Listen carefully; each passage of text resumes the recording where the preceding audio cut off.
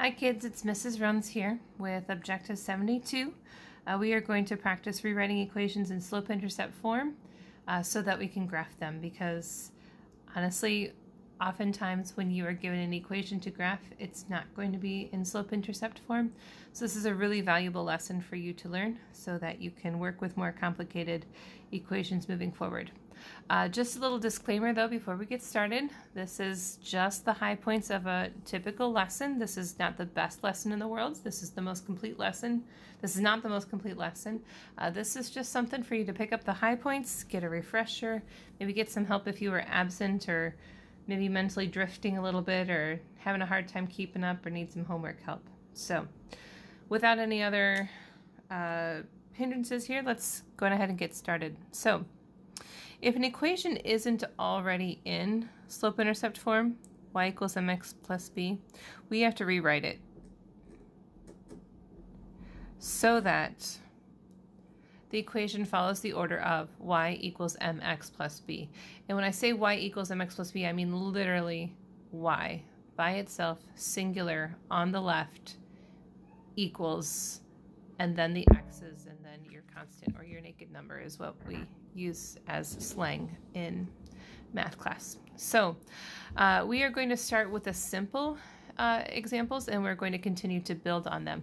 What I strongly recommend that you do during this video in particular is to see what you can do independently.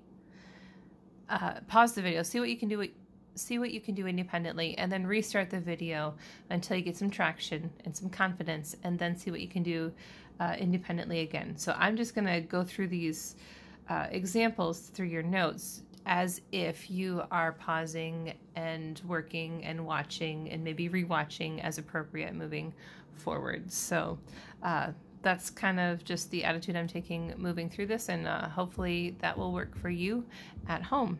So we need the equation to be in y equals mx plus b. So y then equals, but this comes up with a -7.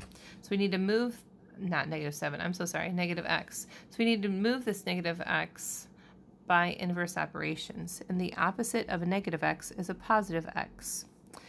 And we know that I cannot add a variable to a constant. I can only add x's to x, constants to constants. So then I bring back down y equals, and here for some students it makes more sense to bring down 6 because it's directly below, and then plus 6x.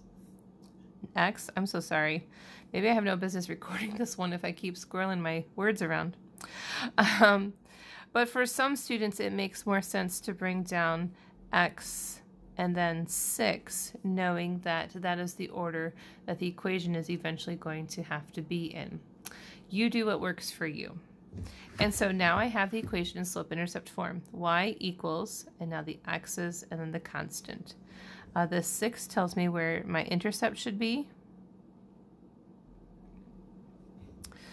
X, there is 1x. And 1 as a fraction is 1 over 1. They're both positive, so that means I'm going to travel up 1 and right 1. And when you are graphing equations with a slope of just +1, I recommend that you make a point just a little bit farther out on the graph so that your line is precise. You don't necessarily need to mark all of the points.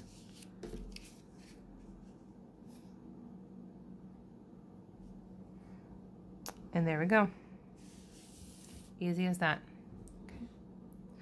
All right, for this next example, we have y plus 8, but we need y equals. So we need to eliminate the positive 8. The reverse of a positive 8 is a -8. What I do on one side, I do to the other. So I bring down what's left, y equals 3x minus 8. And now I have slope-intercept form. Y equals the x's and then the constant or the naked number. My intercept is -8. My slope is 3. 3 as a fraction is 3 over 1. Those are both positive, so I could expect my line to go in this direction rather than in this direction. I'll travel up 3, right 1. and that will tell me where my line should go. And I can do that a couple other times if I'd like to make sure that my line is accurate. But knowing how many problems that we have yet to do for these notes, I'm not going to go to that much painstaking effort, knowing that you don't want to watch me make a whole bunch of dots and connect them. Okay, for this equation, you can attack it one of two different ways, and it's just a matter of personal preference. As you can see, y is on the right-hand side instead of the left. Some students would prefer to subtract y to the left side and subtract the 2x to the other side, and then work from there. My suggestion, though, is because you know that the y is going to have to go this way, and the 2x is going to have to go this way, I recommend that you flip-flop the sides. So instead of 2x on the left, put it on the right, and y plus 5 on the left.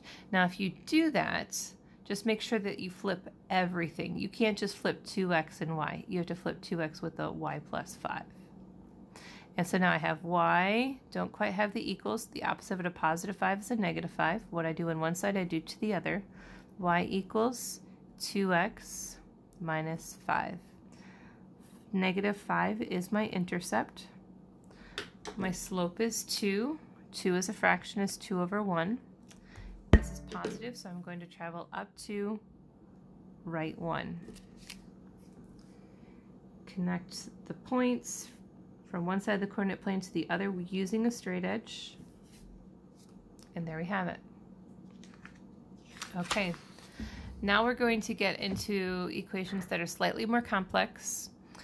Y here is no longer singular. If you look at all the examples above, I have a singular y in each of those, but now I have a coefficient with a y. So now instead of one y, there are two of them. If 2 and y are together with no sign in between, that implies multiplication.